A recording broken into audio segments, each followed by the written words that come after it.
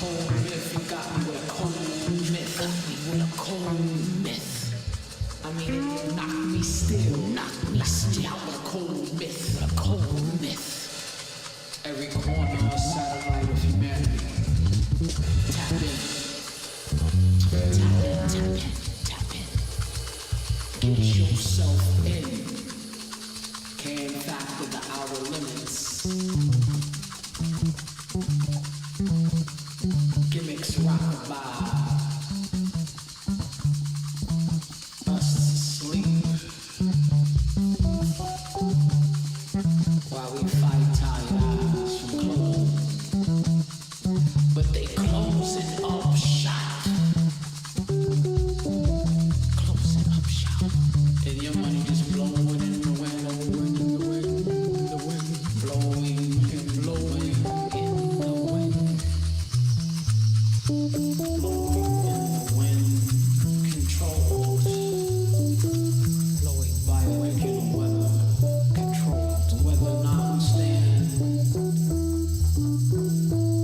Face to face and believe our own intentions. The revealing has started. And the sky is opening. Who's that? Who's that? Black angel wings. Who's that? Who's that? Who's that? Who's that? Who's that? Black angel wings. Angel uplifted from darkness. From darkness. Playing the bass of all solitude. The bass of all solitude. Well, I was quiet. I was quiet for too long. I was quiet. I was quiet. I was quiet for too long. Singing your song and ain't nothing come out. Nothing come out. Quiet. And ain't nobody rise out. Ain't nobody rise up. Quiet. Quiet. Harmonic darkness. Where were you when you first heard? When you first heard? Ghost in your heart. Who put it there? Who put it there? Watch out for the gaze who's watching. Who put it there? In the first place. In the first place. Who put it there? In the first place. Put you there.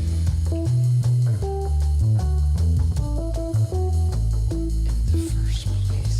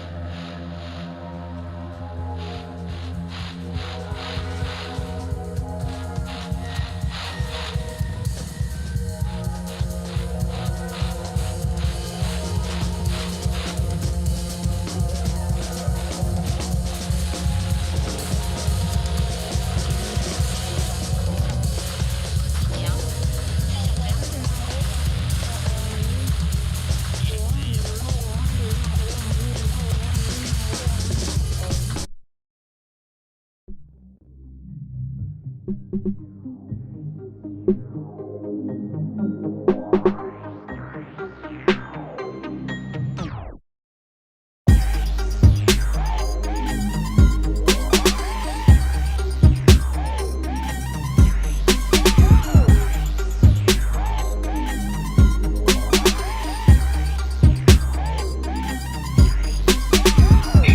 are now tuned in to the Cosmic Convos podcast, your number one source for accurate, relevant, and thought-provoking astrological conversations in the podcast nation. The place where stars and minds align.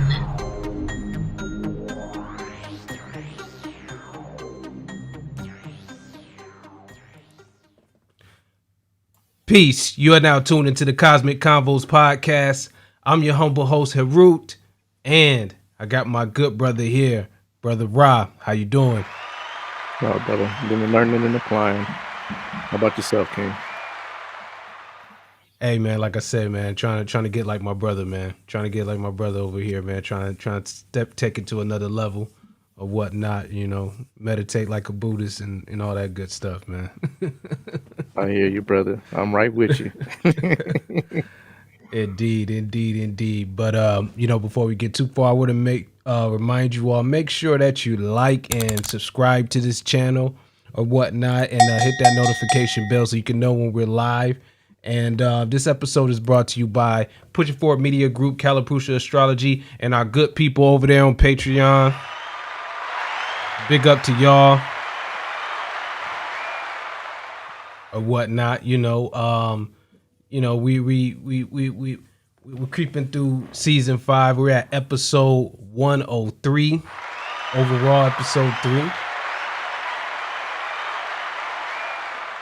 or whatnot. And if you want to, you know, connect with us offline or you get to other outlets and everything like that, you can find Push It Forward Media Group on Instagram at PUSHITFWD on Instagram. There you can find all the other podcasts, a part of the Push It Forward Podcast Network or whatnot. And you can also, you know, connect, find myself and also get to the website, pushitforward.com and everything like that.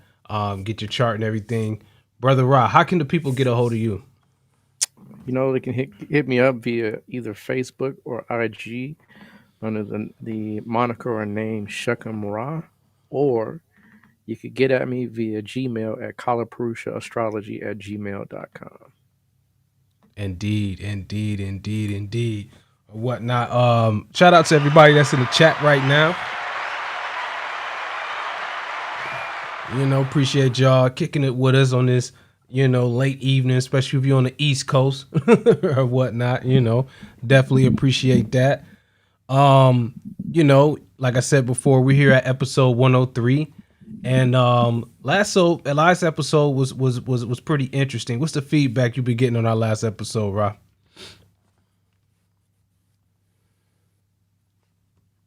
Definitely got some good pulse checks. Everybody seems to, in fact, you know, interestingly enough, if you've been paying attention, I mentioned to you that the Ukraine and Russia is going to have a nice little powwow, right? Right. And the United States have pulled back, has advised any of the peoples living there or the ambassadors to withdraw from the country. So that tells you a lot right there, right? That something is definitely in the mix. So definitely got a lot of good feedback and more to come, of course. Absolutely. You know, it's going to be a pretty interesting year or whatnot, to say the least. Especially, you know, come March, April, man. it's gonna start, you know, getting real interesting. So, you know, I always like to look back, listen to those old episodes and just see, you know, where we land and stuff like that. And you know, man, I think we're pretty tight or whatnot on all the positions that's taken or whatnot. So, and that's relevant for our episode of what we're gonna talk about today. For sure, whatnot. But before we get into that, Rob, man, is there anything that you wanted to you know, impart on the people before we dive into our episode for the day? And I'm gonna put this like this in like you know what, matter of fact, let me just do one quick thing here. 1 second, bro. Right.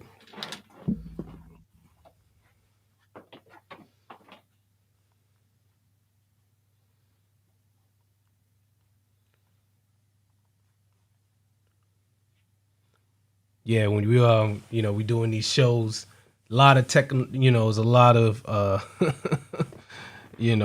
shout out to technology and whatnot.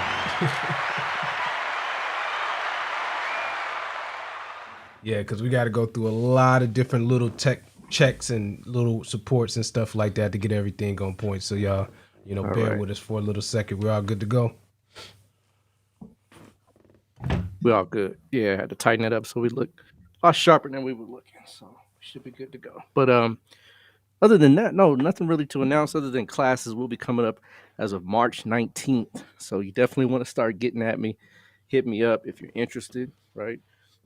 We're gonna be all four levels, all four cylinders are gonna be fine. We're firing. We got the Jotishi or Ami Ulut level, which at that point you're going to be able to do some consultations and readings and predictions.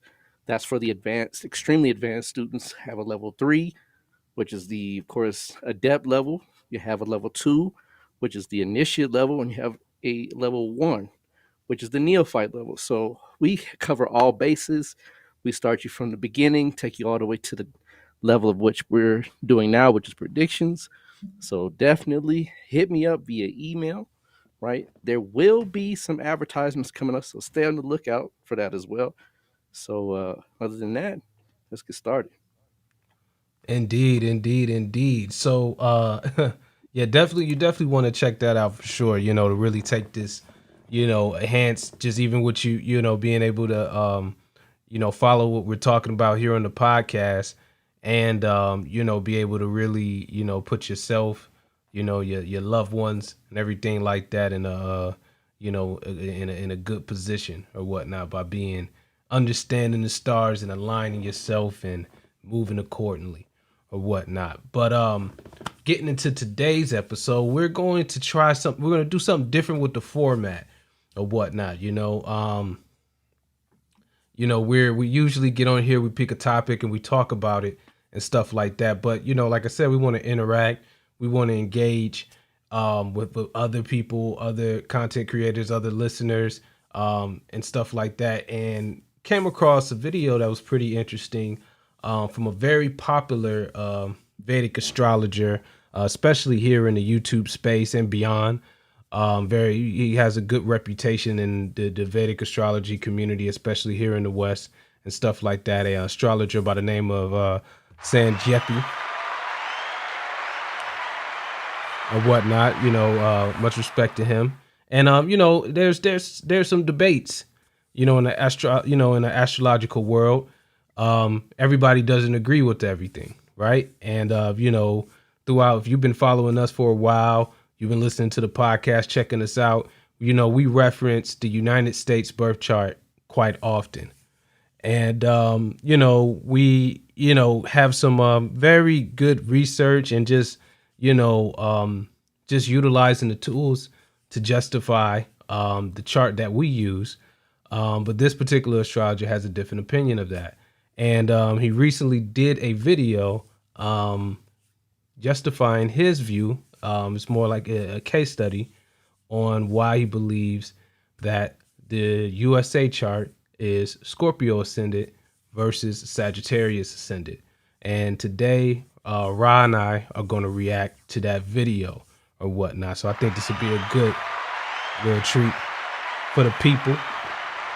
Something different or whatnot. Like I said, it's not contention. It's just, it's utilizing the tool so you can, see, display, look at both, and, go do the research yourself. Indeed. Ra, you got anything you got to say that before we start ticking into this video, my brother? No, I have a lot of respect for Sam Geppi as an astrologer.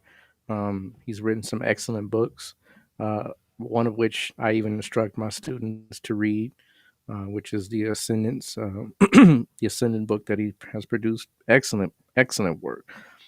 There's really none out there like it. So definitely give him his props, and even maybe we can even have him on the show at some point, or vice versa, right? Yeah, book is definitely a good book. He's an excellent astrologer, excellent. And in the game for quite some time. So hats off to that in regards to his abilities. And like my brother said, this is not a debate. Really, this is just a conversation to give you some contrast and comparison, right? To really give you a perception where astrologers kind of cut the, we hairline it.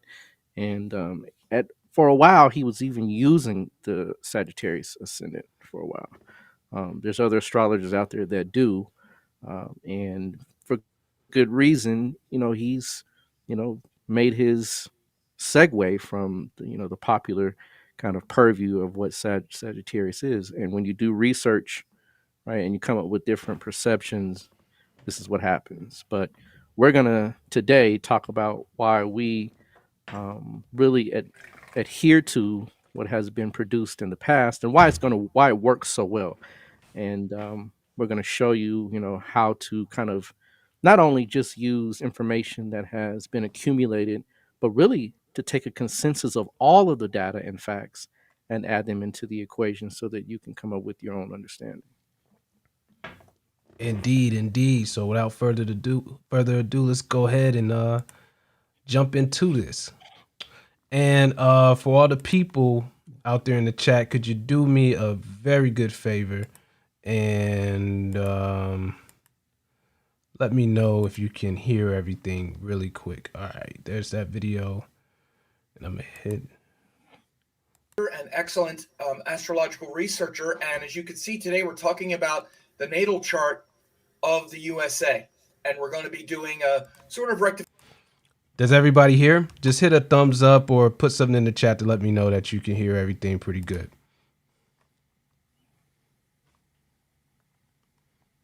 Right, you can hear it, right? Oh, yeah, I can hear quite well. All right, cool. Got some confirmation. So let's go ahead and and I'm not going to play the whole thing through. We're going to kind of, jump a little bit and stuff like that and then respond to different points and stuff like that just to get a good idea. And I'll put a link down to this video as well so you can check it out. So, all right, here we go. Rectification or just a clarification of the natal chart of the USA. We have a lot of dates to look at, and I think you'll really like this case study. Casey's done a lot of research on this based on a video that I did about a year and a half ago, and real excited to break this out for you. Welcome, Casey. Nice to see you. Thanks for having me, Sam. Cool. So Casey's going to start with I'm going to let him talk about this in the beginning here because I actually, just a quick story, is I just did a video about a year and a half ago where I talked about this Scorpio ascendant rather than in Vedic astrology. People have been using a Sagittarius ascendant now for years because one astrologer a few years ago changed it, changed the time. And I went back and looked and said, I think Scorpio makes a lot more sense. I didn't even know of the research that Casey had done, and he's going to take it from there about. Hey, Rod, you want to chime in on that real quick? Give some backstory about what he's talking about in regards to the astrologer that changed the time or anything like that? Yeah, so and I could be mistaken. I'm thinking that he's referencing James Keller. James Keller has an excellent article. It's kind of hard to find out there. You have to kind of be, in the circle of things to find it, but it may very well be on the internet. I didn't find it in the internet. I actually got it from a long time ago when I was attending a certain school of astrology. But there's an article by James Keller, and James Keller is an astrologer, Vedic astrologer that did some pretty profound research along the lines of rectifying or using a process, what we call rectification, which is a process that we, kind of do certain techniques and principles and put everything into an alignment to create an actual time. And Right. he was actually paid, from what I understand in the article, by an individual that was a businessman that wanted to really hone in and have a specific time to utilize as far as business purposes is concerned. Remember, there's an old statement by J.P. Morgan that millionaires don't use astrology, billionaires do. Mm-hmm. And so this goes along with that, in that he paid James Keller. I believe James Keller spent an entire summer, if I'm correct, rectifying the chart. And he started off with about 4:30 Of course, that didn't work, and he began to do, some minutia, uh, as far as some adjustments as far as the minutia are concerned, and then came up with actual 6:30 time. So 6:30 seemed to fit. Everything fell in line. Everything fell in place. And so if you look at 4:30, 4:30 is about 2 hours away from 6:30. So that's actually beginning close to being right around Scorpio ascendant. So, and James Keller actually came up with Scorpio in the initial process of his research right around 4:30. But there's a few points that, of course, he mentioned with regards to Thomas Jefferson. He mentioned some points as far as the timing that Thomas Jefferson mentioned, that it was the sun was beginning to, or the sun was beginning to set at that time. And of course, we didn't have daylight savings time in 1776, so it was right around 6:30 ish, right, and when you would have noticed, the sun beginning to set. And daylight savings time, it would be around 7:30 our time. So, or time as far as the offset of daylight savings time. So 6:30. Of course, there's other things in the article that indicates why he came up with that time, but for all intents and purposes, it works. There's just so many things when you unpack the layers around what has kind of been promoted as Sagittarius and why.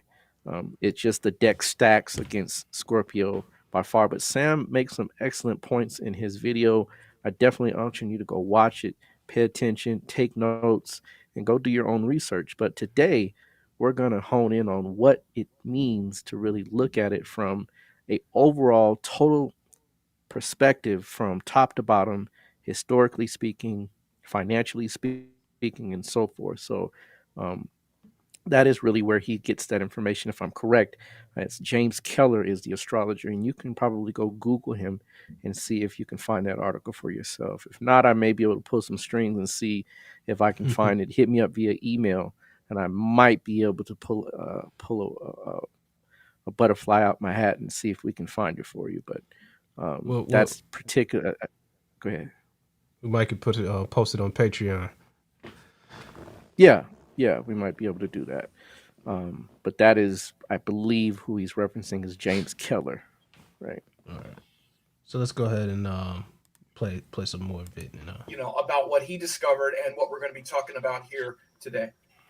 Yeah, so I watched that video that you did it's like June of 2020, and it was really compelling, and a lot of people commented on it too. I was like, wow, that makes a lot of sense. And I wanted to, just as professional astrologer, wanting to back that up with my own research, to because that's part of the reason where we're at is like one person does it and everyone's just like, all right, I don't need to do anything and just let it be what it is. Yeah. So I just wanted to have it make sense for myself, right? So I've been just on and off kind of collecting pieces of information here and there. And like you said in your first video, there's an autobiography by Thomas Jefferson, and he says that it was signed late in the afternoon. And that was corroborated by several other people that had documents of that time that said, late in the day, late in the afternoon. And then I found another piece of writing somewhere that said that Manly P. Hall, who is a occultist person and not an official Freemason, but was like an unofficial Freemason, he visited the Library of Congress to get some of this information and said that there was writings that supported between 4:30 and 6 p.m. And he didn't really note the source that came from. But the one thing that really I found and shared with you right away was that I found this chart that was done by an 18th century British astrologer named Ebenezer Sibley. So he was an astrologer and a Freemason. So those people all had connections with the founding fathers, and right there around the same time, he'd published it in this astrological magazine called The Complete Illustration of Celestial Science and Astrology. So this was 1780, right? So right there at the time. And he was using 10 hours, 10 minutes, which is British time, GMT. So that equals 510 local in Philadelphia, where the Declaration was signed. And so then, looking around, there was other variously quoted by 1785 as 5 p.m., 4:50 p.m., and 5:15 p.m. So that's really, really compelling information as far as to support the evidence that you kind of introduced in your video a year Yeah, I ago. don't even remember what official time I landed on because I didn't really rectify it. I just pushed it back into Scorpio because Mhm. it was, I know when it was originally conceived of, and people were saying Sagittarius, and it was literally people were using like 6 p.m., which is like, again, and mainly because that pushes it into Sagittarius. And I was like, well, what if it's, and it never seemed right to me. Moon in the third and all those planets in the seventh house. You could see the chart up there, and when it goes back to Scorpio, the chart just makes a lot more sense, which we're going to talk about here in a second. As you see, we have, we're going to do a whole kind of unpacking of the chart as a Scorpio chart, including military and all the implications of having the ascendant be Scorpio, and then that big stellium in the eighth house rather than the seventh, Rahu Mercury in the ninth house. So there's a whole lot of reason, and also Saturn aspecting the ascendant and aspecting all those planets in the eighth house. Again, eighth house, eighth house, eighth house. It's like Right. the Yeah. whole chart shifts over to eighth house so much more, and the Saturn aspect on the ascendant just seemed to make a lot more sense. And I don't even remember what the exact time was I was using in that video because it was somewhere in late Scorpio. That's what I was saying. So I was pretty happy and shocked. I didn't even realize of the Sibley chart that was done extemporaneously. And again, people have to understand when you're looking for research to be credible, particularly with things like birth times, you want to see, was someone there at the moment? Right. Like my mom remembered it was blah, blah, or my aunt remembered this, something extemporaneous, which happened at the time. Hey, Rod, you want to jump in there real quick about just a couple things that he just, shouted out real quick about the, first of all, about he said he didn't think it made sense that the stellium occurred in the seventh house, versus, what he believes is, eighth house or whatnot. What's your thoughts on that, Rod? Well, when you understand astrology and unpack it from a mundane perspective, right? The eighth house is a house that really talks about things that are very tumultuous, very much unsteady, right? Right. Things can't really materialize. It's changing, always something that is um, going to shift very quickly, and it doesn't allow for the country to stabilize in a way that just gives it a concrete beginning, right? Um, and when you understand, just for example, we did a chart on Ghana, right? And Right. Ghana didn't have anything really per se in the eighth house. But remember, we're talking Scorpio, which is the eighth sign. So Scorpio itself is going to denote a great deal of tumultuous underpinnings with regards to the beginning of a country. And so America didn't start off, let's say, per se, um, smooth, but it was stabilized well enough so that it could have a beginning and to continuously grow as far as the borders, as far as um, the mainstay of the tenants, the mainstay of the people that ruled. Right, that didn't shift. Right, we're going to talk about a little bit about what happened in regards to how things have changed in regards to America. But for the most part, America is still America in the sense that when it began, the lay of the land, the laws, the tenets, the Constitution, right? All of those things are still standing the test of time. So an eighth house stellium would not allow that to really mature and to come to full fruition in that regard. Eighth house is a lot of unsettled energy, right? It's just too volatile. It's too unstable to hold down something and then to be able to have it become the nation, in fact, the world leader on many fronts. So Right. it just really doesn't stand very well in regards to understanding the contrast between the seventh house stellium. And we're going to talk about the seventh house stellium and what it does mean, in fact. But the seventh house is a Kendra house, right? It's a foundational house. It's one of the bedrocks of a chart. 1, 4, 7, and 10. The first house being the ascendant, fourth house, the home, seventh house, the marriage, the partner, or even the public at large, and the 10th house, which is leadership, are all fundamental cores of a nation. And Right. America has demonstrated the ability to stand and withstand the test of time, not only the test of time, but wars, right? Um, Internal conflicts, right? And still be able to call itself the United States of America. With an eighth house stellium, you're not going to see that so much. You're going to see more of the when I say reconstruction, I mean the whole imploding and exploding of something where it becomes a butterfly from a caterpillar state. America has never done that. It has always been the United States of America. It hasn't changed its name, and hasn't changed its tenets, and it hasn't changed its bylaws. Indeed. Indeed. Yeah, I mean, because you even think about, I mean, one may could argue, say that, you know, all the events leading up to the United States establishing itself, you know, but it kind of like, I mean, they started off expansive. You understand what I'm saying? Optimism. You know what I mean? Coming to a new land and you understand what I'm saying? Manifest destiny and all of these different things. This is, you know, kind of that's very Jupiterian, you know, and it's just disposition and outlook.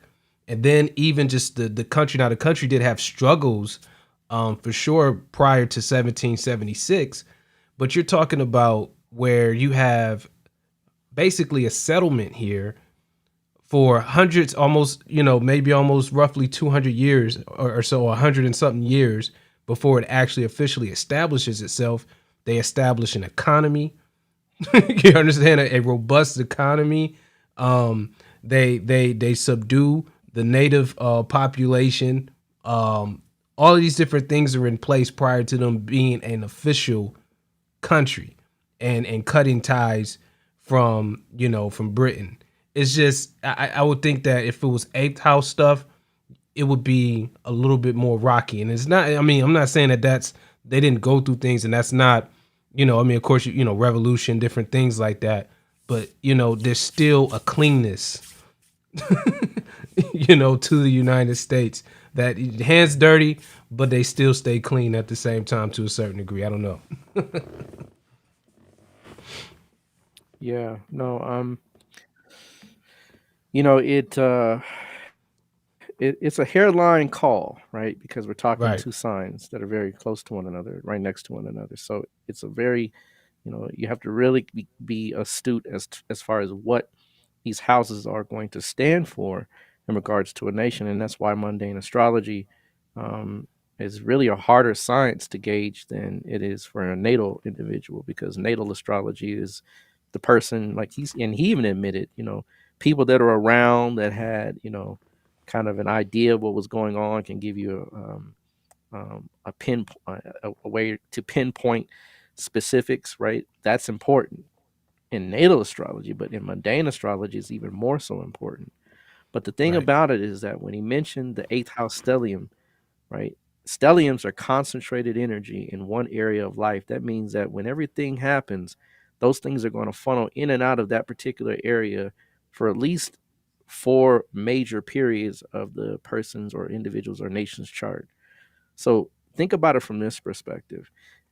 Mars, Venus, Jupiter, and the Sun, all 4 of these are in that particular, would be in that eighth house. That means every time we run a dasha that deals with, or a life chapter, or I call them life chapters, dasha would be Mars, would be complete chaos or disorder or changing of the process of things. Every time we run a Sun, every time we run a Jupiter, and every time we run excuse me, Mars, Venus, Mm-hmm. Jupiter, or Sun, any one of those dashas is going to call us back to the eighth house, and planets Right. there and associated with those same particular processes or Right. dashas. So any association with them is still going to have the same thing, right? So, for example, right, when we talk about a stellium that deals in Mercury, right? Mercury would rule the 8th house. So that also even counts. So now we have 5 planets, right? That would also another planet, including the other 4, so 5 planets that would destabilize the nation. Think about how that the nation couldn't form. You're talking there's 9 planetary influences, and 5 of them, over half, right, would be literally every time a dasha runs, some major unfortunate change or event would really take place. That Right. just doesn't. Now, when you put it back to the 7th house, right? The 7th house means that it's a pillar, right? It stands the test of time, right? It's part of the inner world, or the baseline of what a person or a nation is going to endure or experience. It can withstand certain changes and certain fluxes, right? So every time you run that particular dasha with regards to 5, now we're talking about 7th house matters more so than 8th house matters. So it just doesn't really work out, unfortunately. I mean, I get where he's coming from. I see the nature of what he's stating. I get it, but you have to understand that, it just doesn't work, right? Indeed. So let's go ahead and give some more. Hold on. Here we go. There we go. Even from anybody, which is what the Jefferson and John Quincy Adams and those other people who said sometime late in the afternoon, they all said it, which, by the way, 6 p.m. would have also satisfied that. So again, I understand why it's somewhere around there, but then you have an astrologer. Now, again, this was the guy's profession in 1780s, and he's publishing it in a magazine. Now, again, this is like the reputation. And back then, especially if you called yourself an astrologer, it wasn't like now where everybody's an astrologer because they've, they had, this was their professional reputation. It's like a doctor, like, this is what I do. So you would imagine that he was on top of it. Right. In the 1780s is like not too far after like pitchforks and torches coming after you, for real. You get, if you wanted to put yourself out there in that way, it's not like right now on a YouTube video you can get some negative comments. In those days you could get some real big consequences for doing these types of things, Indeed. So it's very credible, even if it wasn't, it would be. So the point is that it even from the way I was operating before, knowing that it was late afternoon, that 5:10, 5:15, or 6 p.m. would be kind of a wash. But having the words of an astrologer of the day, marking the time, documenting the time, makes it. That's why when I saw it, I was like, oh, well, okay, then. That really makes sense. And that also means that there's no reason to then change it. There's no reason, unless we have a very good reason to say, oh, no, it was actually almost an hour later from what this astrologer of the day said. There's no reason to really do that, especially if the chart makes really good sense or even better sense from Scorpio. So that's kind of why I also wanted to bring Casey on to double down on the video that I made before, because now there's more solid research, which is why I also put it out there, because I wanted to see what people had to say. And of course, those astrologers who've been using Sagittarius forever, they were like, oh no, Sagittarius works. Sagittarius, don't take it away from me. I've already made predictions with Sagittarius. So what do you think about that with that British astrologer having a chart? You ever came across that chart before? I've never heard of it before, but I have been doing some research. I've been looking into it, and I get what he's saying. I understand it, and that he's right. At that time, being an astrologer was a lot less in vogue, right? And a lot taken a lot more seriously than many people may take it today. But you have to understand that timekeeping at that time was not like we have. We could pull up a watch, and see what time it is. You have a digital clock on your computer, on your TV, in your car. It's not. Timekeeping was a very different process. So if you were looking at a clock, here's the thing about clocks in the 1700s.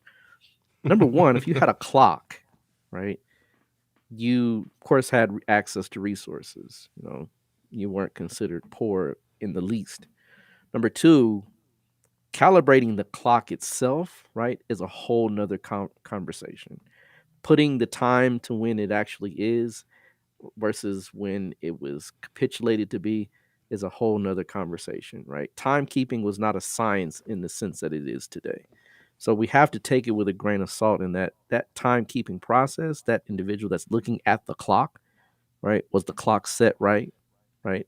Was the timing of it on point with regards to the day, right? Was it off, let's say 30 minutes, 20 minutes, 15 minutes? It's possible. It's not improbable. It's very possible. It's not improbable that that could have been a mistake made by that particular person. And here's the other piece, right? If you're looking at the signing of a document, it takes more than one person to sign the document, right? It's more than one individual making his or her John Hancock, per se, right? No pun intended, right? Right? When you're signing a document and you have a group of individuals, specifically more than three or more, right? Even up to three, that person has to take their time to sign the document. The ink has to dry, right? It's not just a blanket statement to say that, hey, at this time, right, this is when it was all done. There are some moving parts that have to be accounted for. And so I really would kind of get you to do some research around timekeeping at that time, what was used. I mean, for the most part, if you didn't have a clock, it was a sundial, right? Most people use sundials or hourglasses, so it wasn't like, you had a clock sitting out in the main kind of thoroughfare or in the village, or I mean in the city of Philadelphia, right? It wasn't that way. And this is a British astrologer, mind you, right? So there may be some other things to take in consideration about where he's from, understanding the timekeeping in a different country. Those are all factors we have to add in. So it's not just a blanket statement that there's an astrologer that quoted a time at five. What is it? 5:10, right? 5:10. Yep. It's a little gray in that area, right? So again, right, when you rectify the chart and you push it to where things fall in place, Scorpio, it's a good attempt. I mean, I'm not going to say, when I looked at it and I really researched it here recently, I said, I understand where I can see it. It's not improbable to see, right? It could be, right? But we're going to talk about the other things that are going to fall into place to make it to where you understand the difference between Scorpio and Sagittarius, between Jayesta and Mula, between an 8th house stellium and a 7th house stellium, between the moon being in the 4th house versus being in the 3rd, between Saturn being in the 10th versus the 11th, right?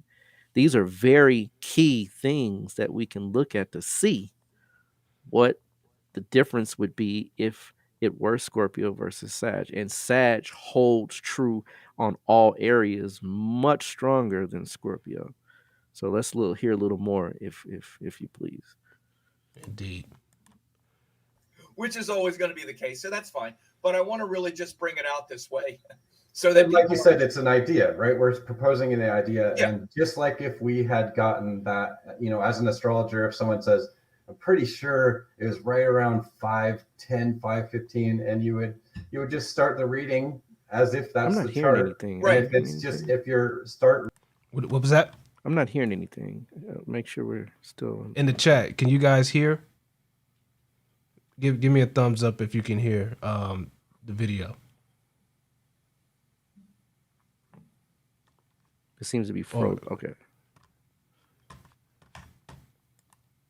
Reading it, and then at some point, if that's clearly not the right time, you're going, man, this just isn't right. We're not hitting it, right? Well, I can't hear anything. And what we're going to be talking about is really the Scorpio chart. It's frozen the chart from Scorpio, drawing some contrast to Sagittarius.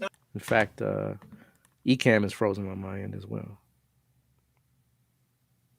Okay. You want to refresh? Yeah, Mercury retrograde stuff. Yeah. Indeed. All right, let's give him a moment to refresh real quick. All right, yeah. So the chat can hear. We're gonna give Rob a moment to refresh. I don't know if you guys know, we're halfway across the country from each other. So this is this podcast is an innovation in itself. So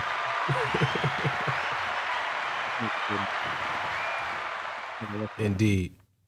I'm sorry. I'm sorry. Yeah, we're good. All right, good deal. Yeah, the chat can hear it, so Perfect. all right, cool. Not so much, but just so you can see the chart this way if you've been doing it the other way. So Yeah, there was just- also just some other to things here. I'm have sorry, an Casey, idea go to ahead. just to allow that to entertain that idea, and if it fits, great. You know, I think it does, and I'm pretty done a lot. Like I said, I've done a lot of research. You've done a lot of research. We both feel pretty strongly about it, and don't let you'll that see sway it, you. Do your own research, right? and you'll see it. Yeah, but the other thing is that we're also going to be using techniques that confirm it, and this is the other thing as well. Is the research just based on, well, I think it's better this way, or are you taking dates, case studies, and seeing, again, one of the things that Casey is doing that is, you know, building on methods that I taught and that I've been doing is when you use the rulerships and you use the karmas activating based on dasha cycles. I mean, it's not just a capricious sort of, well, I think this is better. We have dates, and you can see all of the rulerships activating and all of this stuff showing in all of these events. Again, like as we go forward, we're going to be talking about all these assassinations and wars, and we have all the dashas, we have all this stuff worked out. So you'll see why we think it. So right, and just those types of events, they'd be like, man, we know this happened. We know it was shocking. Yeah. We know it was tragic. So I would want to see some sort of shocking, tragic, those types of indications shown in the chart using those principles. It's just science. Right. Yeah. And so, you know, there are a few other things. You want to wrap this part up, Casey, then we'll move on. So yeah, just to conclude what we were talking about, really that Sibley chart was what really is the very compelling evidence as far as research goes. And based on documents that we know from like historic as a country, as like we're the leader of the free world, right? And so Jeshta being this rectify that. There we go. You know, we're in the 1770s, and then around 5 o'clock they signed it. So we rectify that to say it's a Scorpio Lagna, rising sign, and the likely nakshatra is Jeshta, right? And so Jeshta being this, it means the eldest or the chief, right? And that vibe really matches the way that we conduct ourselves as a country, as like we're the leader of the free world, right? Just that whole terminology is Indra, Jeshta, Scorpio. I like how you have it written out. You want to just read this because you wrote this very well. This is very well written. Overall, Scorpio. Okay, so overall, Scorpio as the ascendant, right? Scorpio is the ascendant with the ruling planet Mars, right? Because you always want to look at where the ruling planet goes to understand the type of experience that we're having with that ascendant. So Mars goes into the 8th house, joins several other planets. That works very well if you consider the Masonic origins, right? It's a secret society. The founding principles of the country are based on Masonic principles. So it's also militarization, 8th house. All right, I see you turning. What you got? No, so you know, I get where they're going, right? And the country's not founded on Masonic principles, first of all, right? If, let's say, for example, if the country were really founded on Masonic principles, do you think you would know? Right.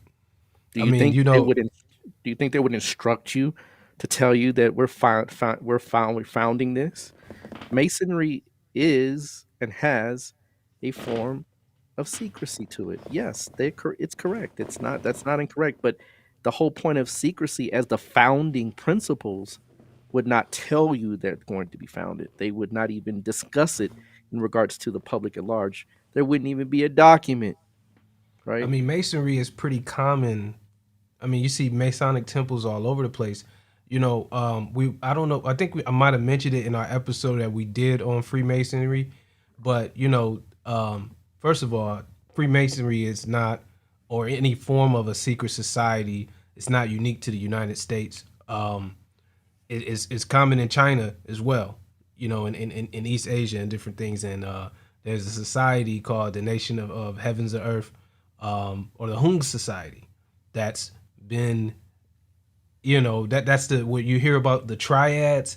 Their origins come from the Hung Society, and it is not their visibility in China is not like how it is in Masonry. Most people don't even know. Like if I just mention it just like that, most people don't know about these people like that. Their temples are not as visible. They have like little inscriptions, little things on there that where those who know they know, but it's not like a public thing or whatnot as far as secrecy. But masonry to us, everybody's talking about masonry. Everybody talks about free. Everybody thinks that they're expert on the Illuminati or something or anything like that in the United States. Yeah, no, you know, not even all. In fact, here's the other piece: not all of the founding fathers that signed the Declaration of Independence were Masons. So that's number one. Not all of them were. A good deal of them were. A great portion of them were. The majority were. That's true. But the thing is that when you found if you're founding a nation, right, and you're utilizing Scorpio as the ascendant, and you're saying or capitulating that it was founded based on these secret organizations, and this is what they created based on the way the organization works. Secrecy means it's not going to be divulged or told to you, right? It's not going to be publicized. This is a publicized event. This is something that all people can see. So that Right. in and of itself, and not to mention the ascendant Lord going to the eighth house, right? That's even more so an effect of secrecy. So considering, right? Yes, right. I heard Jayesta. I could see it is the eldest most, right? Its symbol is an earring or a ring and also an umbrella, right? For protection. Ring for occult powers and abilities. Indra is the particular deity or deva that's associated with it. I get it, right? It makes sense. But when you look at it from the perspective of Sagittarius, right? Sagittarius, when you understand Sagittarian energy, they are going to promote, they're going to let you know. Sagittarius is the one sign that is brutally honest, right? Trust me, I know. Right. I mean, yeah. It's going to tell you, right, what it's going to do and why, right? Meaning that the Constitution itself, the declaration, a declaration, what is a declaration, right? Is to It's a declare statement. something, Yeah. to It's a announce something, to speak it right, into existence, to bring it to the forefront. That's what a when you declare, I declare war, right? You remember the right. game, right? I'm Mm-hmm. telling you I'm against you. I'm not hiding it, right? I'm telling you. And so we'll talk about some of the secrecy that America has promoted in regards to other placements in the chart. But nonetheless, Sagittarius compared to Scorpio, Sagittarius wins hands down because they're telling you this is the founding of a nation. They're bringing out on different parties. They're putting it out that you can go see the Declaration of Independence to this day. It's still out for display. That's not what a secret society would do if it were the governing rule of how the country was founded. I Right. get it, right? But that's not the that. And let me explain a little bit about Freemasonry to you, right? In any country, like our good brother Harut has said, any country that has a society that is secret. I mean, that's what it means. It's an initiatory process. You're not going to know its inner workings per se, right? In Ghana, right? In Nigeria, if you're a Babalawo, right, you're not told how the secrets of the Lagoon or right Ifa works. You have to go through the process of learning them. If you are an initiate in other orders, it's just the name of how they operate. That's their operation. But Freemasonry's tenets, right? There's tenets that go along with Freemasonry, and the tenets really talk about philosophy, right? They have a philosophical orientation. Brotherly love, relief, and truth is what Freemasonry stands for. See, when you're not a Freemason, you can't speak on it, right? I grew up around, I know Freemasons, right? Fairly well. They asking me, they have asked me to join their lodge, considering, right? I teach Freemasons, right? So consider, right? Their processes are not necessarily secrecy. Secrecy is a part of the initiatory process. If I tell you what I'm going to do to you, it loses the power of what I'm going to do, correct? Right. Correct. But the part of secrecy, we have, that's a conspiracy type process, right? Conspiracy theory kind of purview. Not to say conspiracy theories don't hold water. There are some that are very much true. But in the sense of what Freemasonry stands for, it actually stands for truth, right? It stands for brotherly love. It stands for philosophy, for philanthropy, for philanthropy, excuse me, right? It stands for helping the brotherly. In fact, the Mason's grip, right? Right. Mason's grip is to help you, right? Take you out of the grave, right? Out of Hiram Abib's grave, to pull you out of the ignorance that you're in. So this is not something that is quote unquote diabolical or um, meant to be, creepy or scary or anything like that. Not the way it's pinned to Scorpio, right? When you understand Freemasonry, the first word is what? Free,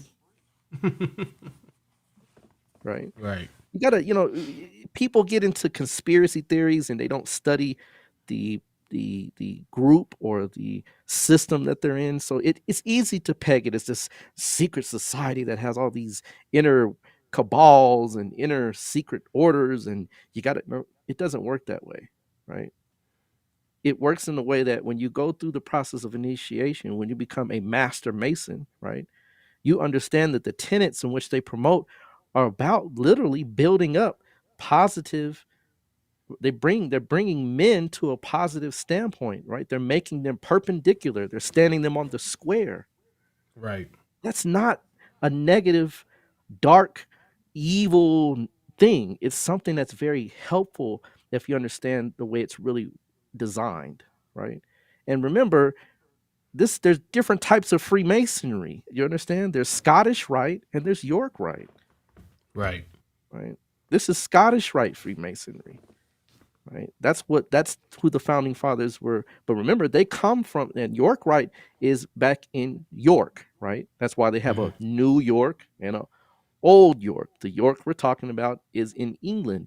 That's the York Rite, and they're built on Christian tenets, right? Scottish Rite is built on, right, primarily ancient Egyptian tenets. So you got to understand something here, right? Remember, like, even on the seal of the dollar bill, there is a what? Pyramid, right? Right. That's on one side of the seal. The other side of the seal is a eagle. An eagle is a symbol of freedom, right? The ability to fly above, to be in command of the air, right? To be able to swoop down on your enemy and be able to stand alone. Eagles are alone. They don't, they do happen to cohabitate, but they're creatures that can stand alone. The symbols of America stand for Sagittarius, not for Scorpio. So again, right, you have to understand a little bit more about what you're saying in regards to the group that you're associating with versus just to make an all-out blanket statement that it's a secret society, so it's got to be Scorpio. Doesn't work that way. But there are secrets in the chart of America, and we're going to talk about it shortly. But let's hear a little more so we can have a little bit more to go on. Indeed. Indeed. House is about war, and it's colonization, taking land from the natives, right? So an eighth house thing is to kind of take control and dominate, right? And then enslavement, we brought slaves over from Africa, and our just general warrior history. So in addition, Sag the is a warrior USA too. has this kind of hero leader of the free world, and that fits the Scorpio Jeshta Indra mythology very accurately, yet that mythology does not reflect the reality, right? We don't live up to the expectation of the Jeshta mythology. Is he sacrificed himself into the belly of the dragon and to restore the water to the earth. We have that romantic story. We don't necessarily live up to those ideals. So to this day, the US government spends by far the most of its money on the military at the expense of healthcare, education, and so much more. You know, the US military expenditures are roughly the size of the next 7 largest military budgets around the world combined. Yeah. Yeah. Yeah. Very well said. And again, it doesn't, again, this isn't meant to trash America. And, you know, I put this together just to see like the kind of underpinnings of the country. Obviously started as like a revolutionary war, right? We revolted against tyranny, which again, eighth house, you know, destruction, against the tyranny of, you know, the king and whatnot of England. And then as we were at the same time, we were slaveholders. We were taking the land from the natives. It wasn't cooperative. It wasn't this. It was back and forth with that. And again, this warrior history, this is very much a lot more Mars, you would say, than Jupiter. A lot more. It wasn't a theocracy. Again, as much as people want to romanticize the one nation under God and God, the founding fathers were very clear to not have God or the king. Separation of church and state is built into every part of the Constitution and the way the framers saw the society, the republic. Right. It was the freedom to practice whatever religion you wanted to practice. Okay. Okay, so let's talk about that for just a second. I want you all to think about this for a minute. The freedom to practice whatever you want. The freedom, Freemason, right?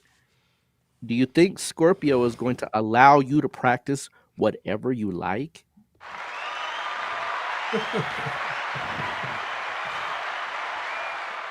Think about it for just think about it, right? Yeah. Scorpio, and I'm not ragging on Scorpios because I love y'all, right? I love every single ascendant sign that's out there because you all have very positive and also negative attributes. But Scorpio is known to be a control freak. So if you were the control master, if you wanted to lay down the laws of the land without any conversation, right? Do you think that you'd have the freedoms to choose what religion you want to be? No. It doesn't go with Scorpio. Right. It doesn't Right. work that way, right? Sagittarius, right, is for all intents and purposes the sign of truth, of religion, right? So religion is a part of the conversation that proves that it's Sagittarius. The religion, you wouldn't even have the word religion in there. Right. You see what I mean? You got to look Right. at key markers. That's a key marker, religion. If the word religion comes up, you can tie it to something Jupiter based or Jupiter ruled, which is Sag. Right? Right. When he talks about separation from church and state, right? Understand something, right? Sagittarius, number one, is a dual sign. It has two sides to itself. All dual signs do. Every dual sign is made up of at least two things, except Virgo. And Virgo is even made up of two things because she's holding fire and she's holding wheat or grain, which is two things, right? Right. So every mutable sign is dual. Well, the ascendant lord of the United States of America, which is Jupiter, which rules Sagittarius, where does it go, my friend? And Gemini in a dual sign. Which is dual. So to separate church and state is what would happen if your ascendant lord goes to a sign that bifurcates or splits things, right? This is why you're seeing you have the ability for church to operate on one side and the government to operate on the other side, unencumbered by one another. But granted, the country itself tells you that you have the freedom of all signs, which one do you think likes freedom the most? Sag. Sag. Land of the what? Free, Free. home of Home the of brave. right. Scorpio is not brave. And Jayesta, yes, Jayesta is the one that quote unquote fought Vratra, the dragon, and cut the belly so all the water could be freed for, the land or the people. I get it, right? But when we talk about Mula as the ascendant, it's a whole different ballgame, and it makes perfect sense, right? So I don't know if you want to go further, because we go further, but it's a pretty long diatribe between the two, right? Yeah. At some point, we may, allow you to view the video for yourself and come up with your own conclusions, right? Right. Right. Let me give him a couple more seconds, and then we'll go ahead and focus on, our closing position real quick, because I think they say something a little key. It wasn't a theocracy. It wasn't based on religion. Okay. Again, they were religious, but the founding fathers and the framers had a separation of powers. They were more, and in some ways, even somewhat paranoid about tyranny and again, in that context, it was breaking new ground. Again, also very eighth house, very, very revolutionary, even as a system of government. Because before everything was monarchs. There was still monarchy in Europe. There was a king, even in France. Again, what happened in France is a direct result of probably what happened in America, because not long after you had the French Revolution, and they started rising up against Louis XIV, because here's this new country, America. They don't have kings. Why are we being under the thumb of kings? So they were very aware of power being abused, and again, maybe even a little paranoid about it. We're just know the difference with Scorpio. When they're conceiving this country, they're saying, okay, we've been dominated by kings. We're going to try a new way. We're going to blow that apart, break it apart, and start a new way. But while this was happening, there's that idealism. Again, so we're going to talk about the chart here. Let me go just show this world military budget. Again, we have this Scorpio and all this militarism. This is how much U.S. spends relative to other countries. Again, if we slash this in half, everyone in U.S. could have health care. We could have everything. If we would just cut this in half and only spend twice as much as the next, we could have everything. But instead, we don't have health care. We don't have college paid for. We don't have most of the stuff that every other industrialized Western country has. We don't have because of this. And again, this is the big thing. Here in the U.S., we just had this big squabble about spending a paltry, again, $3 trillion over 10 years. And it was like, how are you going to pay for it? How are you going to pay for $3 trillion over 10 years? And then 2 weeks later, we passed a $7.8 trillion, if you advance it forward 10 years, with nobody asking how you're going to pay for it. Nobody asking. Bipartisan, Republicans and Democrats all agree. $780 billion for the military this year. Boom. Fine. That's more than the military even asked for. Yet trying to get 300 billion for stuff we need. Forget it. How are you going to pay for it? We don't have the money. I want to get to the part where he talks about September 11th. Rahu being this, like we said in the chart, it's in the 9th house, joined the Mercury retrograde. And so about at the beginning, there was principles of we will want to see the slaving people. That was the big philosophical driver. Casey, I would like to add to this. And like you said, it was a change of ideology. So that paradigm breaking, again, the 8th house trying to break the paradigm of the way we've always done things, right? That was the way it was for a lot of those people. It was born and raised with slave ownership. And now it's like we got to get away from that. We've got to break that paradigm. And the Scorpio ascendant, especially with the Mars in the 8th house, is wired to that. It's impermanent. We've got to change, right? Yeah. And so you. That's like I said, it's a thin line, right? And you have to really be careful, right? But if that were the case, it would always be changing. Right, there would be no foundation in which to stand. But when you understand, right, Mula is called, you know what Mula is called, good brother? The It's a root. foundation star. Yeah. It's called the foundation star, literally, right? That tells you alone what it does, right? The Shakti of Mula is to break things apart. So you gotta, I hear them, but you gotta go a little deeper, right? You gotta compare the two and say, what are the Shaktis of Jayesta? What are the Shaktis of Mula?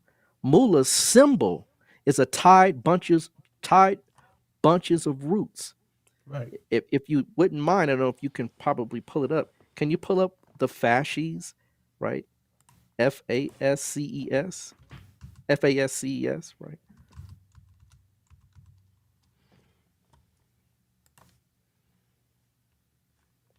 And pull up America.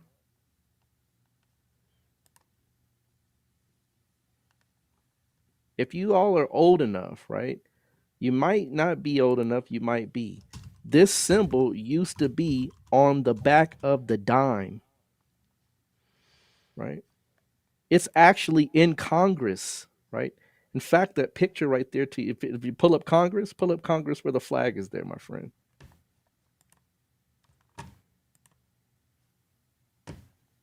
That is a fasces, a tied bunches of sticks or roots. The symbol itself speaks to this, right? You got to understand things, people. It's not arbitrary when things are chosen. The forces of the universe, right, administer what happens. And those forces are showing you that the fasces, which is Mula's symbol, a tied bunches of roots, is right there beside, it's actually in the Senate. It's right there. It's in government. It's in place. It's on the dime. It's on on state seals even, right? This shows you that this is what this is. It's a tied bunches of roots. It's the foundation star. It's ruled by Kali, the goddess of it's also called Nriti, or also Kali, which is Kali has another form, which is Nriti, which is the goddess of destruction. So the foundings of America was based on things that are harsh, right? It's a butcher, right? It's a butcher. Mula is a Right. butcher. You got to have a butcher type mentality to formulate slavery. Butcher deals in meat, right? Cutting up things, right? Disseminating body parts, right? I want you to understand this, people, right? This is how you begin to delineate and break things down. It's not just he's like he said, it just looks like things. No, we could be here. We could go blow by blow by blow, right? He's got right here, for example, John JFK assassination, right? The JFK assassination, from what I see, right, happened in the Rahu. If I'm correct, right, JFK was 1963, right? So it is actually Mercury, Saturn, Venus, right?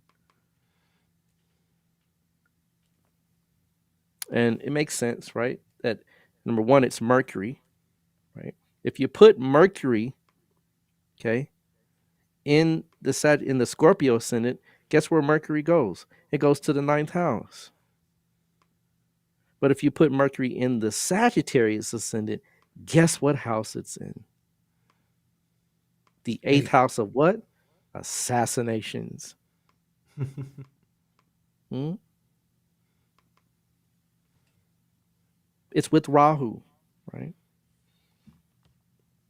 Rahu is the planet that is going to create the confusion behind the assassination. It's Mercury, Saturn, Venus, right? You got to understand that Mercury being in the eighth house calls the attention to, right? Saturn is in the 10th house, right? Which is the president, the leader, the person that is the head of state, right? They're in a 3-11 position, meaning the third house away from. right? That means that when the person was killed or injured, right, it was done with something that deals with the third house, which by far is a handgun or actually a rifle, right? Mars aspects from the 12th house from Mercury to Saturn. And we talk about rulership, right? Mercury rules the 7th and the 10th house.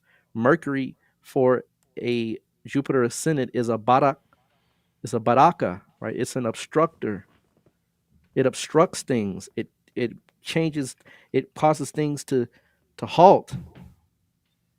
This is perfectly situated with Sagittarius, not Scorpio. I get it. Mercury rules the 8th house, right? And for Scorpio, Mercury rules the 8th and the 11th. It's a very negative planet, right? The 11th house has the 8th house, in fact, they're both, one's a Trisha Daya, one's a neutral, right? So of course the neutral house being connected to a Trisha Daya makes Mercury an extremely negative planet, but is in the 9th house. The 9th house has a way of taking things and lessening the blow to a great degree because it's the most beneficial of all the houses.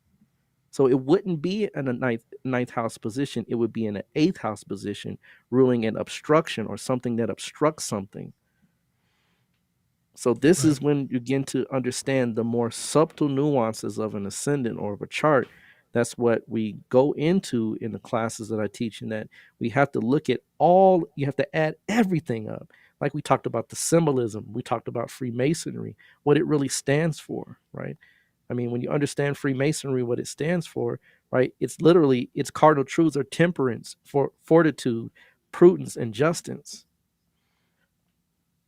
Yes, America has a two-faced side. One side it tells all these great potential truths, and the other hindsight, it has killed over 100 million people in the Middle Passage, right? It's enslaved, ongoingly, 30 to 40 million African descendants. Right. So there's two sides to this thing, but Mula fits a whole lot better, right? I mean, you got to understand imprisonment, exorcism, separation, right? Is all things that come out of, right? And you can look at that. You can even read the Fixed Stars and Constellations in Astrology, right? By Vivian E. Robeson. Excellent book to consider when you want to study these things. Mula talks about those things. So you gotta kind of gauge it here, right? It's not as easy as it seems, but we can go back if you want to listen, or we can continue and break a few things down to point out some other things. Yeah, let's go ahead and break it down. Let's go ahead and pull it up or whatnot. Um, so So we talked about the assassination attempt, right? Mercury right, being in the 8th house conjunct Rahu. Rahu is a co-ruler of the 3rd house, which is the 8th from the 8th, right? So again, you have two major hard-hitting planets. Saturn itself, right, is in the 10th house. It rules the 2nd and the 3rd, right? It's a neutral planet for Sagittarius. So again, we're talking about something that's neutral. Hence, if it's neutral, it's going to take on the effect of its ruler. Its ruler is Mercury, and Mercury is in the 8th house. And also Mercury is a Baraka planet. It's a planet that creates obstructions for Sagittarius ascendants, or for any ascendant that's mutable. All 7th houses are considered obstruction houses. I mean, I get it. If it was Scorpio, Mercury would be in the 9th house, which is an obstruction house as well. Like I said, it's hard to gauge. But when right, you understand the ruler, Mercury as the ruler, it is the obstructor. It's the person that says, hey, I'm going to get in your way. But we've had other Mercury dashas to substantiate what happens with Mercury, right? But for all intents and purposes, right? Let's look at this whole 9/11 event, right? Let's take a good look at that,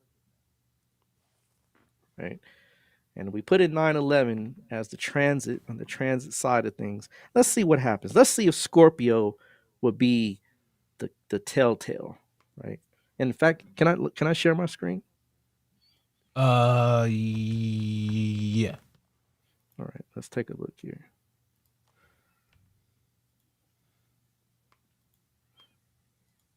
Right, can everybody see that? Hopefully we can, right? Let's see.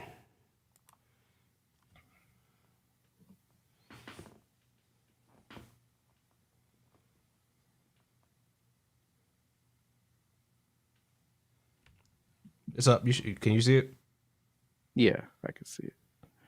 So take a look at the ascendant, right?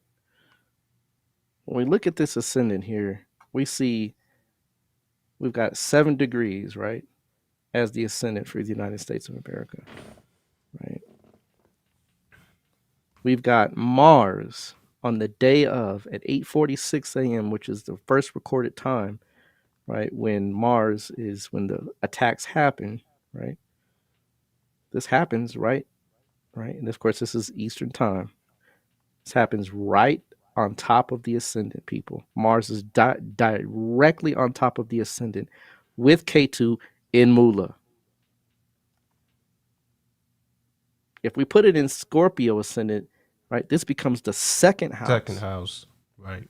Which wouldn't call forth an attack on the nation itself. The ascendant is the overall picture, right? The body of whatever it is that you're looking at. Henceforth, it's the nation that that's under review, and it hits right on top of it with K2, which rules or Mula, right?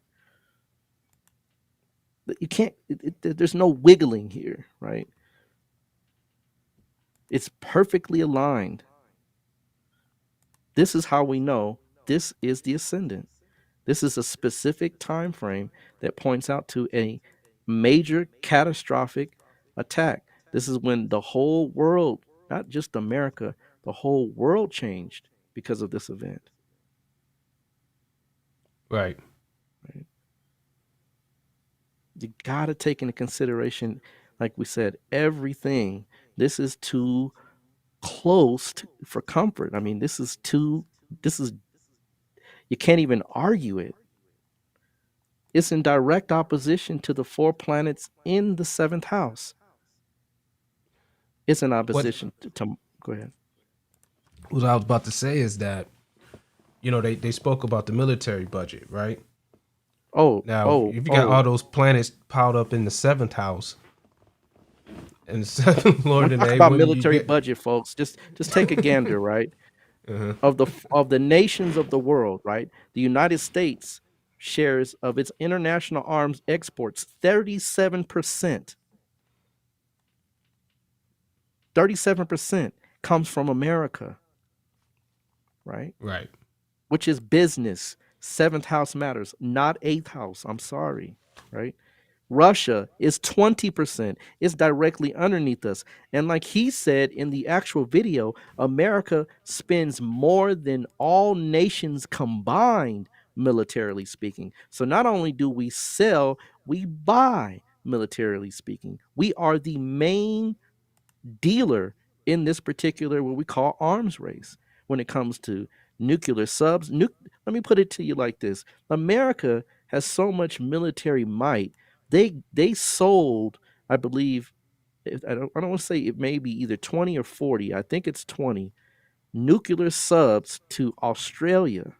They were old subs, but they were nuclear powered. And France, right, got a little haughty, pulled all of their ambassadors back and said, how dare you? Because we were going to sell them these older submarines, which weren't necessarily nuclear powered, but America is playing chess, not checkers. They're positioning things in case they have to go to war with China. They need somebody in the backyard of China to do certain things with regards to the military. The United States of America has more military might than all the nations combined, even Russia.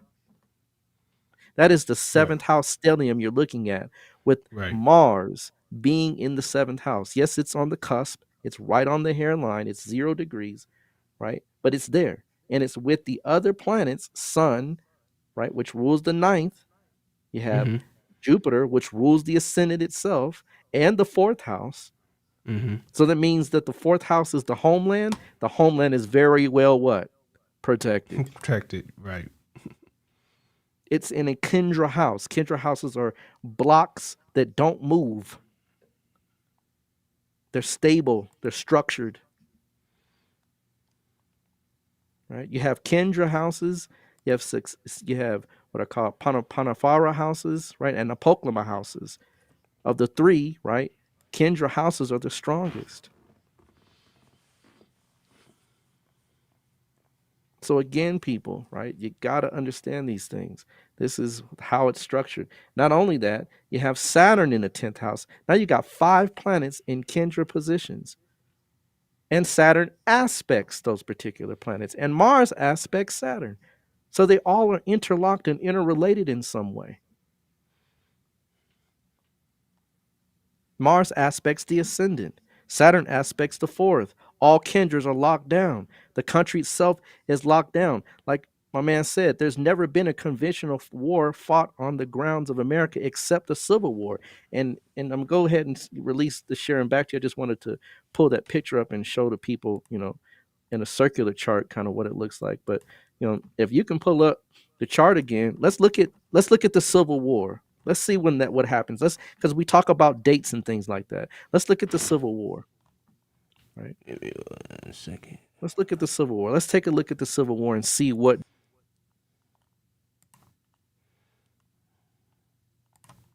founding reasons why the Civil War happened. Was it Oh,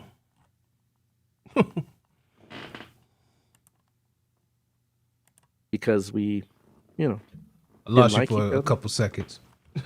Go ahead. right? Why do we go to war in this? Why do we go to civil? What was the purpose of the Civil War? You may have to use because you might have to get rid of the Kachar transits, Kashkas on the bottom, right, and pull up the actual dashas. I don't know if you know how to do that, but you can actually, if you want to go back to the original chart, we could look at the dasha sequence real quick and see what happens in the Venus dasha and when it begins and why it ties into the Civil War so well. 1852 is the Right there. right. See it? Yep. You got Venus is green. Okay. All right. So, right. Venus, right? Let's talk about the rulership. Which planet is one of the worst planets for Sagittarius ascendant? Want to guess? Venus. Venus. The worst, meaning the time when your country is going to be at odds with one another, with itself. And we've had other Venus dashas, but this one par excellence, right, is a key marker. It begins in 1852 and ends when? 1872, right? 20 years is a Venus dasha. Well, guess what, people, right? This is when the Civil War happens, bar none, right? The Civil War was based on the southern states, right, not wanting to give up the power they had with regards to slave labor. That's one of the tenets why. What planet, which house by chance rules slavery? What would you think, good brother? 6. The 6th house is a house of servitude. Right. Servants, subordinates, your employees, which weren't obviously treated all that well, right? And it's aspected by what planet? Saturn. Right. So when we talk about the Venus dasha, we're talking about Civil War. Literally, Sagittarius between their friends and their enemies is a very thin line. The enemies being the 6th house, and the friends being the 11th, meaning that Sagittarius has the power to flip a friend into an enemy and an enemy to a friend, and henceforth it's in the 7th house, which looks back to itself and is conjuncting Jupiter by proxy, it's almost within what, 3 degrees. Right. That means the nation itself, the ascendant Lord, the fourth house ruler, which is the homeland, is at war from slavery. That is not an eighth house. That's not an eighth house thing, people. And the seventh house stands for war as well. Right. I mean, that's what I'm saying. Like, if you had all of these planets loaded up in your seventh house like that, you might have a lot of enemies. You might have a lot of opponents, different people that, you know, yeah, a lot of opposers. This is bar none. This is classic power, Brihat power, Parshar Horshastra. Classic. What's the Atma Karaka here, people? When we get into a little Chara Karakas in the Germany system, what's the Atma Karaka? Saturn. To come to learn the lesson, right, of understanding, right, dealing obviously in some very harsh realities. Saturn is the planet of the black man, if you will. Go figure. Saturn rules the second house of early beginnings. The ascendant is the jump off, right? Let's even talk about the jump off, right? Sagittarius are long journeys for the purposes of religious purposes, right? This is the pilgrims, people, right? Traveling all across all kind of things. Water, could you imagine, right? I mean, it's not like you got in a very comfortable little ship and sailed off, right? You packed up, you said, we're tired, we're going to head on, right? And the pilgrims were religious. America has religious undertones in its beginnings and overtones. That's not Scorpio, people. It's just not.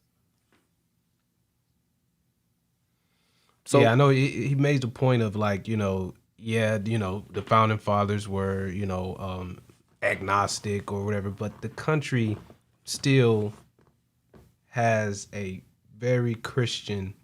The Freemasons were Christians as well. Right.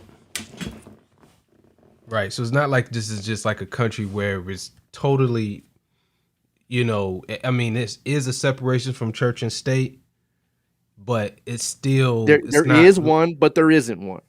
Right. Henceforth, the dualism of Gemini and having a dual ascendant at the same time. Right. Jupiter being in Gemini, meaning your truths have two truths. Right. This is classic.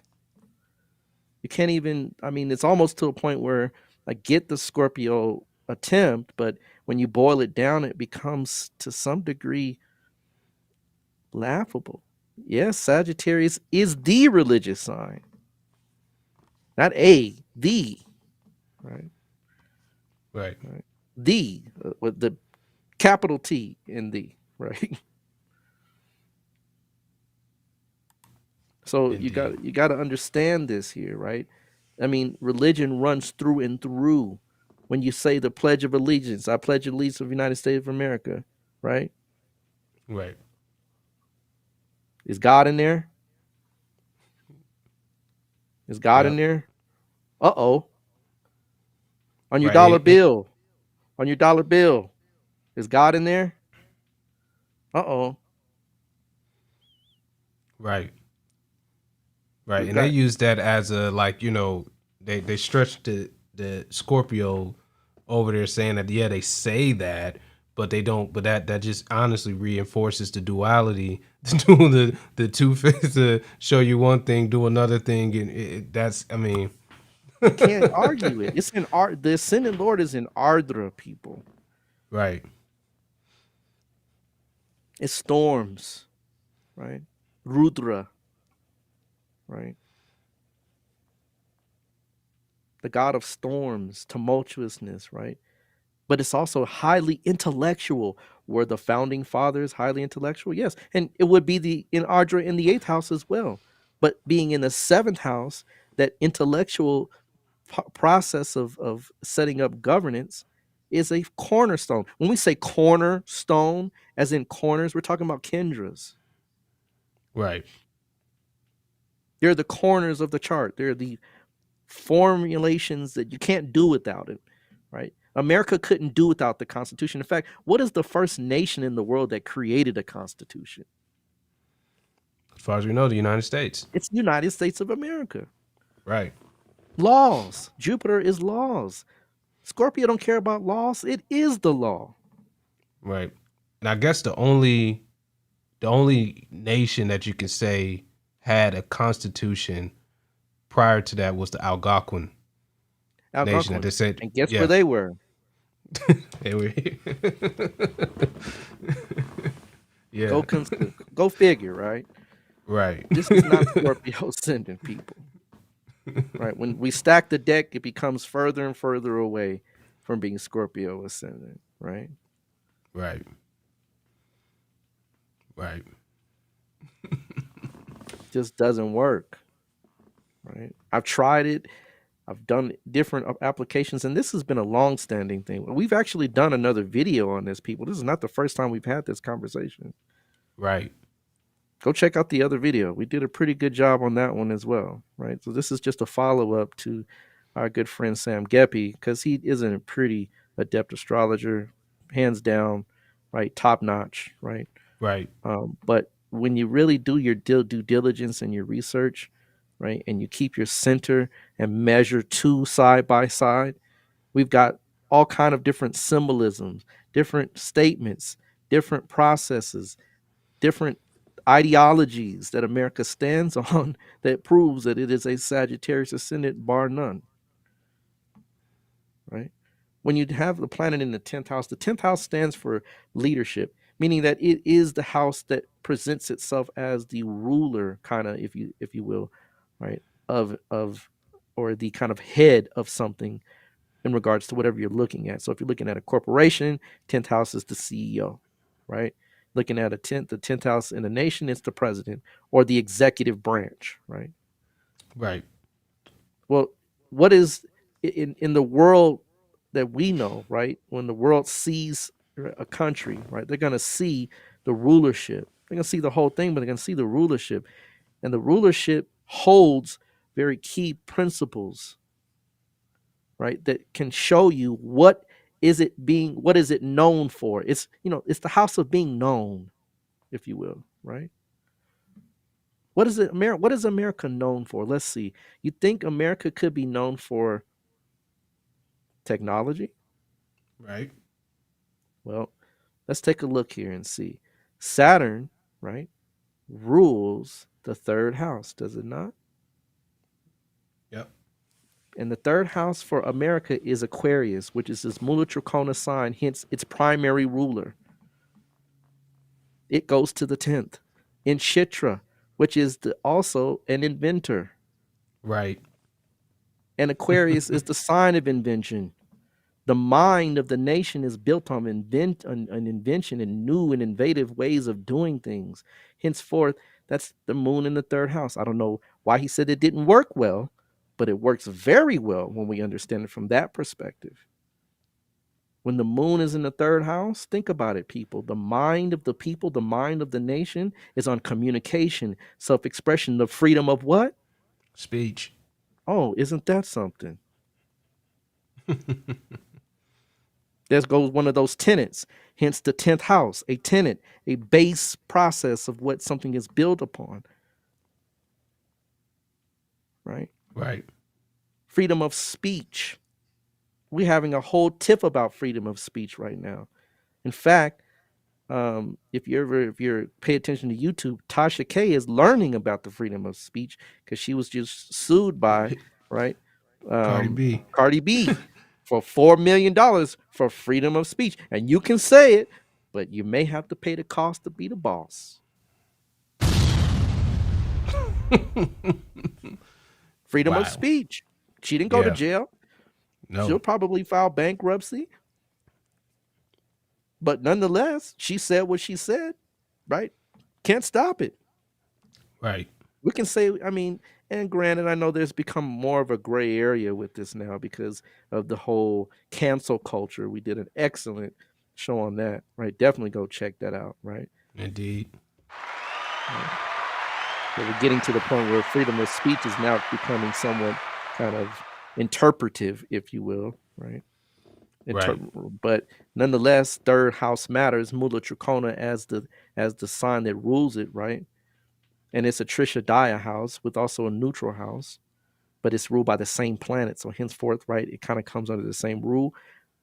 Saturn going to the 10th house fits perfectly that the world itself knows America based on freedom of speech. Not only that, technology and invention, every single thing that we can think of in regards to technology was primarily invented here. We're talking about the telegraph, we're talking about the telephone, we're talking about the airplane, the automobile, the television, you name it. It was invented here, people. And that is Moon in the third house and the sign of invention itself, which is Aquarius. Airplanes is Aquarius. Right. The modes and means of transit of a nation is the third house, which is airplanes. We have the best system with regards to transit, right? Let's throw another one out there. How about the Well, postal service? somebody might argue about transit. Right, if you're in Atlanta, I'm sure, right? Well, I mean, because some of the Japan and different places they Well, I'm saying yeah. at this time, right? Right. There's some ones, there's some nations that have definitely come full circle, right? Countries have learned they have took learned their exactly. yeah, We're the they got model, their foundation right? from them, and then they We're the took that model, and right? and grew it. And the third lord in the 10th house creates the model, right? Right. We set the standard, we set the tone, right? Airplanes, Wright brothers, automobiles, right? Everything you can think of is birthed here. Even when we talk about weaponry, right? And guess what Sagittarius is holding? A what? He's holding an Spear. arrow, people. Right. Yeah, railroads. Thank you. Absolutely, SMP. Railroads. Right? This is the country for that. This is where it was founded. No other place. I'm not saying America's this or that. I'm just giving you the truths behind the history of what has happened here. This is the reality, right? Not only that, the second lord is in the 10th house, which is finance. Right? Second lord goes to the 10th house. America is where, for all intents and purposes, we give out more money to everybody, right, than anybody possibly gives back to us. I'm sure that a lot of that has changed since China and things have been involved in, geopolitics and geoeconomics has changed globally, right? But we're talking about, for the most part, America has been the country for these as stands as tenants. So we talk about militarily speaking, we talk about economically speaking, we're talking technologically speaking. All of these things are seen via the Sagittarius ascendant, not the Scorpio. Right. Right. When you talk about education, right? Now, if you understand education, and you got to understand each country is kind of different per se, right? We talked a little bit about education in the Ghanaian show, right? To some degree. But the third house, the second house is a house of education. The third house is a house of education. The fourth house, the fifth, and the ninth, all houses of education. But if you understand America and the way it works, your education is free up until the end of high school, correct? Correct. Right. The moon stands for the populace, right? Mars and the moon, two planets that did kind of describe the populace or the population in mass. Well, the moon being in the third house is the house what I would consider up to high school. The fourth house is your bachelor's, your fifth house is your master's, and your ninth house is your PhDs. Right. If you understand America, every single person in America is guaranteed an education up to the age, or not the age of, but the grade of the 12th grade. After that, well, you got to figure it out. But here's the thing: the fourth house is ruled by the same ascendant Lord, the ascendant Lord, which is Jupiter, and the fourth house is Jupiter ruled, which also deals in knowledge and henceforth education, right?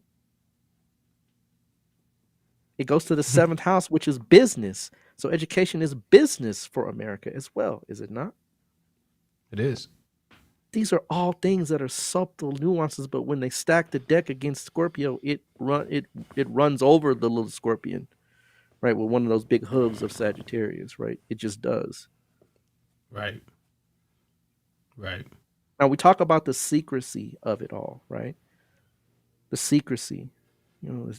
America's so secretive, and guess what, people? It has Mercury in the 8th house. Right. Boom.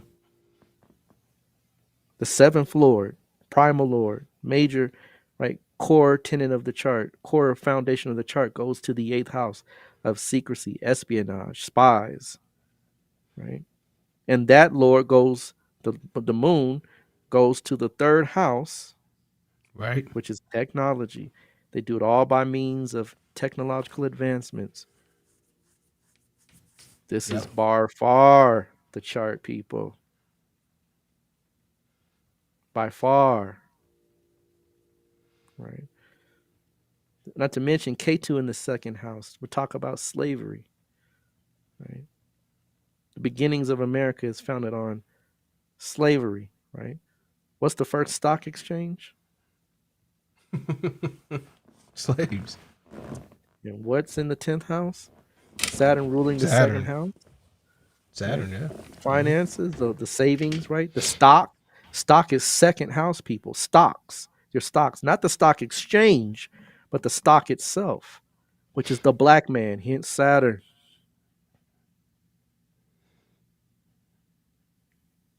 Come on now. You got to, you do a little research. It goes far. We could be Right. here all night doing this, people. Trust me. I could stack the deck so high, it would be like literally, right? Mount Everest compared to little old Scorpio. Scorpio just doesn't stand the weight that it has when you look at all these factors. Right. Let's talk about Pluto's first return here within the last 248 years. My head was right in the same place. Right?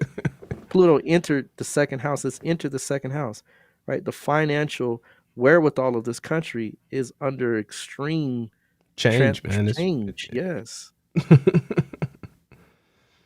That wouldn't be in the 3rd. See, that puts Capricorn in the 3rd, right? We don't see any major changes with regards to communication and rail and the transit systems, and right overall it's not happening, right? Not things that hasn't already been in play. Established. Exactly. But the financial system, oh, you better believe, right? It's under it's up for view, right? In fact, when you go into the stores, right, they say we're short for change. You better have exact or right have a credit card. Right. They're just and that's because they're not making certain coins. I mean, there are people that there's even propositions to get rid of the penny. Changed. The coinage is even changing, right? Maya Angelou is the first African American woman to be on the quarter. Mm-hmm. They're talking about putting good old, right, Harriet Tubman on the 20. By the time it's on the 20, you won't even have 20s. That's, pretty slick, huh? Right. Put Harriet on there. Cash is a non-factor now. Most people use credit and debit. I mean, Cash App, Venmo, what's the other one? Chime. Right. This is how people exchange now. So that's with the ingress of Pluto into Cap, the way people transact. Of course, 11th house is gains, but the 2nd house is your savings, your bankroll. You gotta look at some things here, people. So, I appreciate the attempt at really rectifying the chart to a closer time to, what has been stated by previous, like I said, astrologers and things like that, and kind of how it ties down. But for all intents and purposes, right, it just doesn't hold water when it comes to Sagittarius, right? So, Indeed. I think we've done a pretty good service. Sam, shout out to you, right? Shout out to the other astrologer. Excellent job. Definitely want to give you a salute, because it's a hairline, right? And I'm sure you could argue it the other way with a stack of decks on your side, and we definitely can even, do a show and sit down and talk about it, and come out to a meeting of the minds of some degree. But I'm sticking with this here, not because I like it, not because it's something that if it was Attached to. Scorpio, I'm not attached to it. If it's Right. Scorpio, it's Scorpio, right? But it just doesn't hold weight when you add all these factors up, especially considering the spending that America does. Just that alone, and that stellium in the seventh house. America is big business, as they say. And when it comes to big business, we're talking military, we're talking technology, right? Warfare, all those things. It matches with Gemini in the seventh with the stellium there. So One thing he mentioned that the infrastructure bill, and the infrastructure bill gets passed, and then when you start seeing certain things getting into start going into action, you hear Jupiter going in Pisces in the fourth house, infrastructure, highways, the, systems and different things like that. right. I mean, Jupiter would be in the fourth if it were in Scorpio, right? mhm, Because it's in Aquarius. But mhm. the infrastructure itself, highways and byways, is that what you said? Right? Yeah. Mm-hmm. That's third house. Right. Right. Third But house matters, right? But it rules right, the fourth, right, right? So right. the loss, 12th house is also investments, people. Mm-hmm. Right? So when you're investing something, the 12th, right, is the 12th away from it is the investment of it, or the sacrifice or expenditure of it. So we're expending for the infrastructure, right, into our transit system, into highways, byways, and so forth. So it makes even more sense. And the moon is there, which the people are crying out at this point, because there's some things that are just pretty janky when it comes to, it's old, and Saturn is old, isn't it? Right. Right. These roads have been here for, a great deal of time. Not to say they're older than roads in Europe and things like that. Of course not by far. Right. And Right. I even heard him talk about the freedoms that the Europeans have with regards to America, because he put the Scorpio ascendant on it. But let's just put it to you like this, people. When you have freedom of speech, right, the right to bear arms, right? Right. Yeah, you can't do that in Europe. Now, I'm They, talking about they freedoms, right? in UK, you got it. They stabbing people, and that like Yeah. The right to bear arms, right? right. The rights, right? It's in the Constitution, right? You got to understand this. Even when it comes down to the way the country is structured, you have Democrat, Republican, AFC, NFC, right? Northern, East, Southern, East, East, the East Coast, West. West Coast. Right. Everything's bifurcated, right?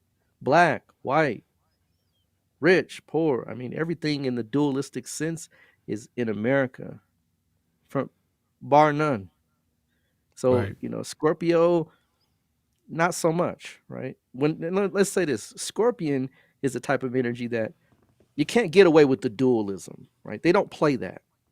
Scorpio does not play dualism.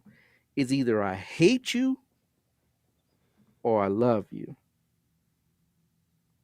It's either I can't stand you or I'm going to smother you. This is the America doesn't do. America has a forked tongue.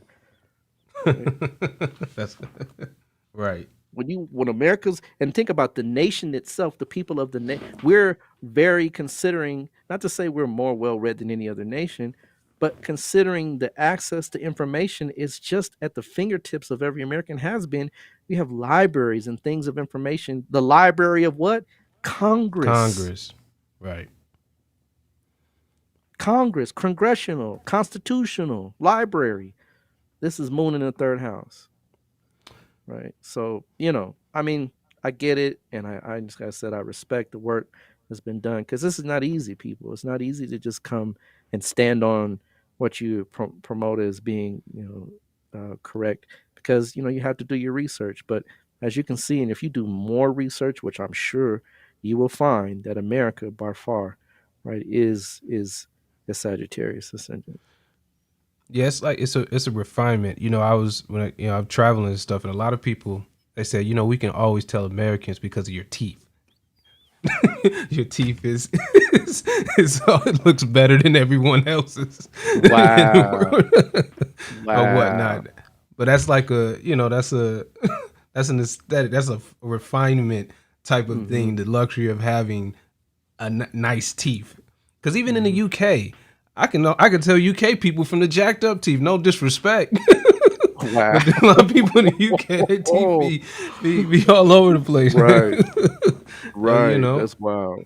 That's wild, man. That's wild. Yeah. Interesting statement. I never thought of that, but interesting. Yeah. It stands alone. Scorpio is a sign that likes to hide in holes. Right? Mm-hmm. It likes to be in the cut. It's very secret. It's very private. It's very backdrop, right? Very much in the backdrop. Scorpio is not out front. Right. No. Indra, right? Yeah, Indra's part of Scorpio. We're talking about the totality of it. I mean, even when you look at Mula, right? Kali has hair, right, all over her head with a big red tongue hanging out, with skulls hanging on her neck, right? With weapons. She's weaponed up, right? No. And Kali stands, right, on a body, right? Right. Sometimes on Shiva, right? Mm-hmm. Sometimes I've heard of even being a dwarf, right? Mm-hmm. But yeah, Scorpio doesn't have the tenacity. It has the tenacity of the Scorpion, but Sagittarius is bold, right? It's pretty bold to step yourself over into another country and just make yourself, the rule of day. Right. That's a hot energy, not a. And Scorpio can be cold and hot, right? But Sag is a warrior too. I mean, you're talking about Scorpio as warrior. Sag is a warrior as well. It's a fire sign. It's a different type of, it is, war type of thing. But it is. Well, wait. Check it out. Purva Ashada, right? Mm-hmm. Which is 13 degrees 20 minutes to 16 degrees 40 minutes of Scorpio, is declarations of war. Straight up. It's declarations of war, right? You can't get any more warlike. Scorpio is, wars that are, it's the transfer, it's the process that war brings, right? It's the death that war brings. But when you talk about war, right, like saying I'm going to war with you, Sag has an arrow, right? It's aiming, right? It can aim up, but it can aim at you too. And arrows were from arrows to, right, bullets, from bullets to missiles. And right. Who has the most missiles? U.S. Yeah. Indeed. Yeah, I think we sliced this one up quite a bit, man. Big up. Indeed. So, as usual, this has been episode 103. This episode has been brought to you by Push It Forward Media Group, Calipusha Astrology, and our good people over there on Patreon. Big up to y'all. or whatnot. We definitely appreciate y'all kicking it in there. And shout out to everybody in the chat kicking this with us on this late evening. Whatnot, you know, and I know I'll probably get a lot of traction on the playback and stuff like that. And shout out to Sam Geppi and Casey Scott or whatnot.